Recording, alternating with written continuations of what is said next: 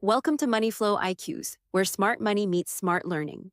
The Federal Reserve's response to the 2008 financial crisis, that whole decade of near zero interest rates, and especially the massive use of quantitative easing, or QE, well, it fundamentally altered the rules of modern monetary policy. It really created this extraordinary real-world experiment in economics.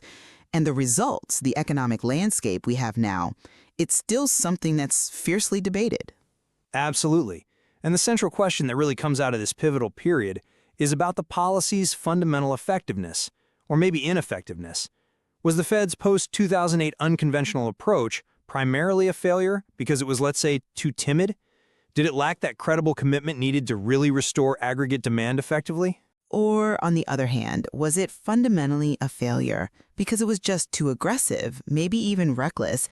Did it enable unsustainable bubbles and asset prices and maybe set the stage for a catastrophic inflation disaster down the line? So for today's debate, I'll be arguing that the policy was ultimately muted, too cautious really, and that this prevented a swift, robust recovery. And I'll be taking the opposing view.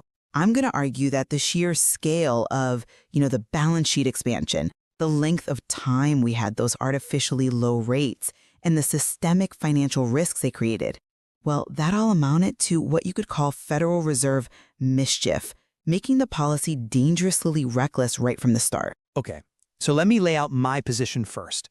My core argument really rests on what was, and largely still is, the prevailing academic consensus for dealing with the zero lower bound. And just to clarify, when we say zero lower bound, we just mean that point where you can't cut interest rates anymore because they're basically at zero. Right. Standard modern macroeconomics, citing people like Woodford, Krugman, Svensson, teaches that once you hit that ZLB, any tool you use, like QE, which is basically the Fed printing new reserves to buy up long-term assets, it must be seen by the market, by everyone, as a permanent expansion of the monetary base. And why permanent? Well, permanence is key because the goal is to shift people's expectations about future crises. If the public, if businesses believe this money expansion is permanent, they start expecting future prices to be higher. And that gives them an incentive to spend and invest now, today, which stimulates demand and helps close the output gap, the difference between what the economy could produce and what it is producing. Okay. Failed this core test. They never made that permanent commitment. In fact, they continually talked about their exit strategy. You can look at specific FOMC meetings, June 2011, September 2014, where they communicated clear plans to, quote, normalize, to shrink the balance sheet back down, return the monetary base towards its pre-crisis trend line. So by explicitly committing to an exit, they basically told everyone, don't worry, this is temporary. They played it safe, and by doing that, they deliberately avoided fully restoring overall spending power. It was like bringing birdshot when they needed a slug, metaphorically speaking. See, I'm sorry, but I just don't buy that the main failure was a lack of philosophical commitment or signaling permanence. I think the policy was disastrously reckless just on its face. Whether they promised it was permanent or temporary didn't really matter that much. The Fed's persistent low interest rate regime, coupled with these repeated QE programs, well, it created enormous systemic financial risk and massive distortions in the economy. How so? Well, just look at the tangible evidence of this recklessness. The inflation didn't show up immediately in consumer goods, sure, but it absolutely showed up in asset markets. Household net worth, right, measured as a percentage of disposable income, it soared way above the peaks we saw during the dot-com bubble and even the housing bubble that preceded the '08 crisis. And this wasn't fueled by, underlying productive assets or real growth. It was fueled by distorted pricing in stocks and real estate, all caused by this desperate chase for yield in a zero-rate world. But the real threat, the one that's still looming, is the guarantee of future consumer inflation. And that's because of the sheer volume of money they created. QE caused this massive, unprecedented surge in what we measure as M1 money, the most liquid stuff, cash and checking accounts. M1 grew more just since August 2008 than it did in the entire 48 years before that. It went from about $1.4 trillion to $3.3 trillion. That kind of rapid, sustained money growth, like 11% compounded over 8 years, that is simply a structural guarantee that consumer prices will eventually have to surge to catch up. This wasn't cautious policy. It was setting the whole system up for a massive, unstable reckoning later on. That's a compelling point about the asset bubbles, and the M1 numbers are stark, I grant you. But I'd actually argue that those facts support my position, not yours. The very reason we saw asset price inflation without the robust consumer inflation or the quick economic recovery we needed is precisely because the policy was perceived as muted, as temporary. How does that fall? Because the market believed that huge M1 expansion you cite was temporary. That limited the increase in expected future prices for goods and services. So that money didn't flood into the real economy to fund consumption and investment as much as it could have. Instead, it accumulated in the financial sector, chasing riskier assets like stocks and real estate, hence the asset inflation you pointed out. If the policy was truly reckless in the way you describe, if it really guaranteed massive future inflation, why didn't we see that expectation reflected more strongly much earlier? And why did the overall economic recovery take so painfully long? Well, I think the problem wasn't just about the commitment or lack thereof. It was that the policy itself, QE, was theoretically kind of doomed to fail, or at least be very weak, because the mechanism itself was flawed. The supposed main way QE is meant to work, the portfolio balance channel, that requires long-term asset markets to be deeply segmented, meaning, certain investors stick to certain types of bonds. The idea is the Fed buying long-term treasuries forces those investors into riskier, longer-duration assets, pushing those yields down. Right. That's the textbook theory. Exactly. But that whole notion, it kind of contradicts a lot of modern finance theory about integrated markets. And maybe more importantly, the evidence shows that after the initial panic of the crisis, these market segments, these supposed silos, they healed pretty quickly. Credit risk spreads, which are a key indicator of market stress and segmentation, they returned back towards pre-Lehman levels by early 2009. So the mechanism was arguably broken, or at least significantly weakened very early on. So I have to push back on this idea that just slapping a permanent label onto a fundamentally flawed mechanism would suddenly make it powerful. The Fed was maybe applying a broken tool, or at least a very weak one. Okay, I see why you question the strength of that specific portfolio balance channel. And I'd agree, those effects were probably modest, maybe temporary, like you said. But let's look at the overwhelming consensus among leading macroeconomists at the time. People like Paul Krugman, Michael Woodford, they argue that in a liquidity trap, when you're at that zero bound, the effectiveness of expanding the monetary base rests primarily on expectations, not on the tiny technical details of bond market segmentation. Now, the fundamental failure, in my view, still rests with credibility. Even if that bond channel was weak, a truly credible commitment to a permanent expansion of the monetary base, making people believe it would stick, that would have forced expectations upward. And that's the necessary condition for escape velocity from the ZLB. The Fed's very explicit communication of an exit plan basically negated any potential power of the intervention. It was like telling the public, don't worry, we promise we'll undo this whole thing later. And the years of sluggish aggregate demand recovery, the slow climb back, that strongly supports the narrative that the stimulus, precisely because it had this built-in expiration date, was simply too timid to fully succeed. But you seem to be focusing quite narrowly on the, let's say, past failure to hit some specific nominal target, maybe nominal GDP. And that feels a bit like hindsight analysis based on a particular, quite ambitious economic theory. But in doing so, you ignore the incredibly high-stakes, potentially catastrophic future risks the Fed created by being, what I maintain, was fundamentally reckless with the whole financial architecture. What specific future risks are you most concerned about? We are now facing what looks like an impossible situation, a real lose-lose choice. And it's because of this convergence of massive structural government deficits, running around, $2 trillion a year now, combined with the need to roll over about $25 trillion in existing national debt in the coming years. The artificially low rate environment the Fed maintained for so long, well, it enabled this massive fiscal expansion. Okay. So now, think about the choice. If the Fed lets interest rates rise back up to where the market might naturally take them, the interest payments on that exploding debt could just crush the federal budget, maybe even trigger a debt crisis.